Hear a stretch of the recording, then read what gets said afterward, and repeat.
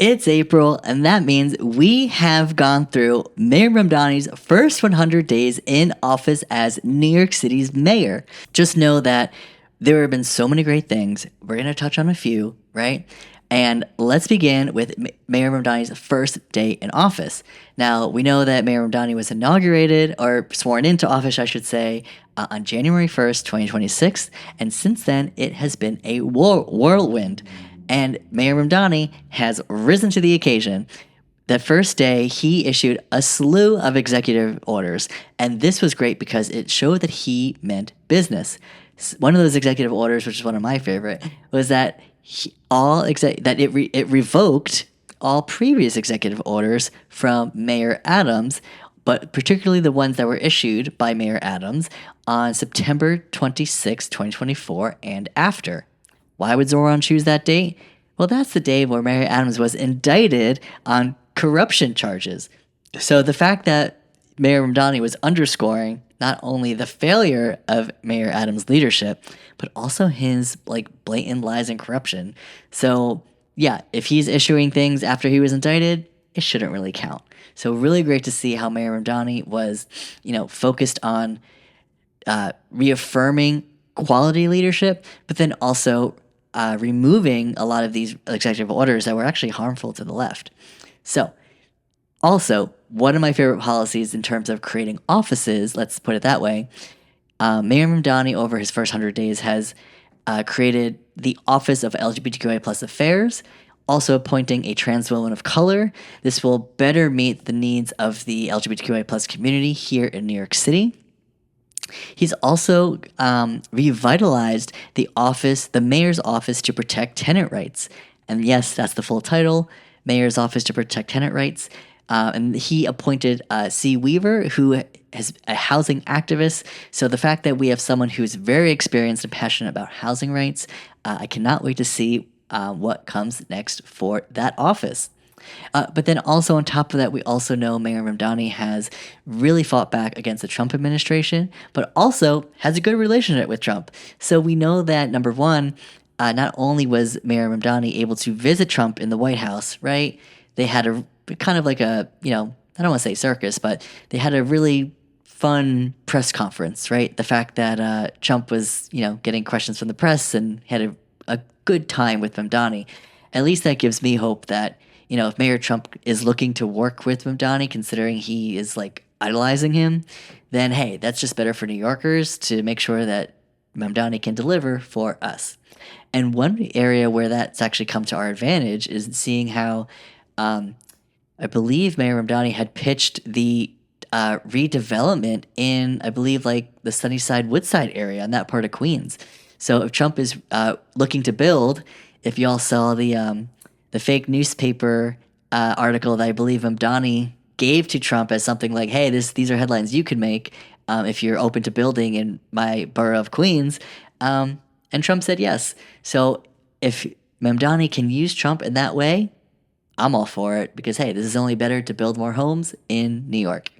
But also, we also know that Mamdani was able to, work with the Trump administration to bring home an activist who had spoken out against the war or what was happening, the atrocities in Gaza. So the fact that she was detained by ICE, Mamdani was able to basically, get her released. So because of that rapport that Mamdani has with Trump, it is beneficial to Mamdani. Now, do we want Mamdani to be friends with Trump? No. But if it means that he can work with him and actually deliver, hey, I think that's good. It's not ideal, but I'll take it. But then also during Mamdani's 100 days, we've also seen some great policy, some great work with even the snowstorm, right? We know that the mistakes from the first snowstorm weren't ideal. For instance, we know that Mamdani shared that the streets were not geotagged, so it was hard to kind of say which streets were already plowed, which ones needed more resources, right? But by the second snowstorm, Mamdani did fix that by hiring people to shovel the snow, giving them a livable wage. I think it was even upward of $30 an hour. So really great to see Mamdani pay snow shovelers who, had a moneyed interest, but also just a vested interest in their community. So the fact that Mamdani could really, galvanize that support and adequately compensate them, that is a win for New York. Yeah, and then even seeing how Mamdani is a huge proponent of labor rights and union workers, right? Really great to see Mamdani stand on the picket lines. So again, this is especially with the nurses, New York City nurses who fought and won better contract negotiations with some of the city's biggest hospitals. So great to see Mayor Mamdani use his position of power to support those causes. There are so many great things he's done, but also politically, really great to see Mamdani taking bold stances, even in electoral politics.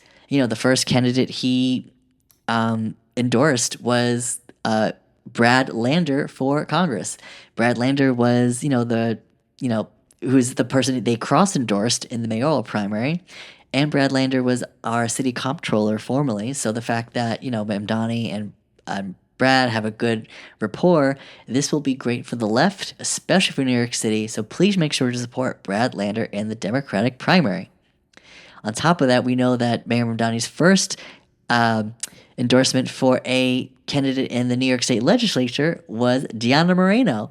Deanna Moreno has been an organizer since 2019 when she came to Queens, and she's been doing incredible work now after her special election win in February. She's been, fighting the good fights up in Albany, right? Especially pushing hard to fight for immigrant rights and protect immigrant communities from the Trump administration. But also really putting that democratic socialist spin on it with especially taxing the rich. She has been so consistent also as an ally for Mayor Mamdani with taxing the rich, but also fellow ally State Senator Kristen Gonzalez. And the two of them have actually introduced a bill, one as a state senator and one as the assembly member, to raise corporate taxes, which would also generate lots of revenue that the city desperately needs. So again, great to see Mamdani lend his support to candidates like Deanna Moreno, who really, are fighting the good fight. Now, on top of that, one of his not so great moves was obviously not backing Chi Osei in the Democratic primary against Hakeem Jeffries. Would have loved to see, Zohran take the bold stance, but he does recognize that if he has to deliver for the city, and if Hakeem Jeffries is going to help deliver, yeah, he doesn't want to get him out because then that would only hurt Mamdani's agenda and hurt New Yorkers in the long run. So I get it, especially with the context that Hakeem Jeffries' district, it's more moderate. They voted for Cuomo in the general election, plus, Hakeem Jeffries is still liked by a good chunk of voters in his district, so would have been a risk for the left, more of a gamble. But at the end of the day, let's just hope that Mayor Mamdani can work with Hakeem Jeffries to deliver for New York City, and we do get a more leftward representation in that district at some point. Now, on top of that, we also know that Mayor Mamdani has done a phenomenal job just being a personable, kind, and thoughtful leader, right? He's always taking, critiques and, haters gonna hate, but he always does it with a smile. And he just gives off these positive vibes that gives more hope, optimism, but even reassurance at a time when things are very unstable, right? Economy's not necessarily great. We see the ICE raids going on from the Trump administration. So many, attacks on marginalized and vulnerable communities, but Mamdani's been there to really, lead that charge, but also, keep New Yorkers keep New Yorkers safe. So really good to see that Mamdani's putting his best foot forward every chance he gets. And then lastly, I'll just say overall with the first 100 days, Mayor Mamdani gets an A. I'd say A minus. The fact that, is he perfect? No. Could he have done better? Sure, absolutely. But again, seeing that he's meeting the moment, introducing, if not passing, excellent policy ideas that are creative solutions, this to me just totally underscores the importance of electing a progressive / outsider / democratic socialist candidate, but also someone like Zohran who's really methodical and thoughtful about what he says, the moves he's making, and also just doing what's best for New York overall. And on top of that, I'll also share that, Mamdani's second 100 days, they're already shaping up to be pretty successful. For instance, he's already announced the creation of the first city-owned grocery store in East Harlem. La Marqueta is currently existing in East Harlem, but Zohran Mamdani looks to expand upon that, and that will be great for Harlem residents. Now, he also announced on tax day that he is introducing a pied-à-terre tax, working with Governor Hochul to tax out-of-state taxpayers who have second homes, pied-à-terre, in New York City. So, for instance, so many billionaires and multimillionaires have just residencies all along Billionaires Row, all along, parts of Manhattan, right? Any residence that's worth over $5 million, that's going to get taxed, especially for those folks who live in them but are out of state. So this is genius because not only is it still taxing the rich, especially billionaires, but it's also saving Governor Hochul from, pissing off voters who are in state. I mean, she doesn't want to make them mad during a primary, let alone general election year. So it was ingenious, but hey, if it means that it's a start to tackling the rich, I cannot wait to see what Zohran Mamdani can pressure Hochul to do next in terms of tackling the rich.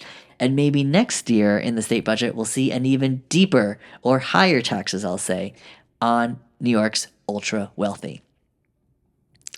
So many good things to look forward to, right? Including universal health care, including freezing the rent, including hopefully fast and free buses in Mamdani's first term. But there's a lot of great things going on. Stay tuned for that special episode that goes deeper into the policies and deeper into, the moves that Mamdani has made over his first 100 days, including the approval polling, right? Some say that he's at 48% approval. Some say that he's at 43%.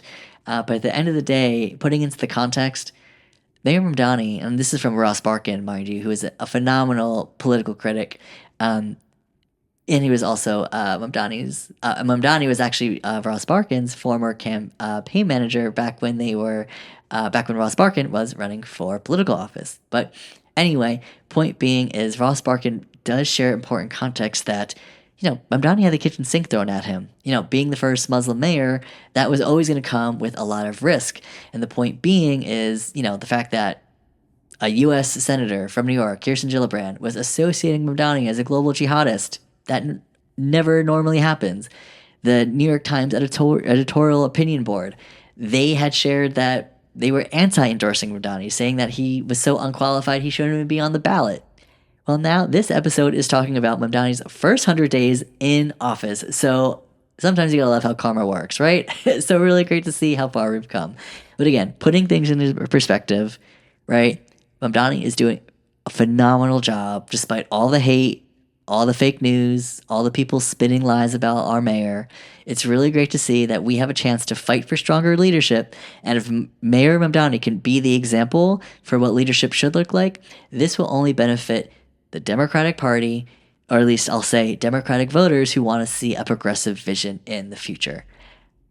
I would love to see a progressive vision in the future across all levels of government. So let's support Mayor Mamdani, because then we can say we organize to make that happen, because that is the future we deserve.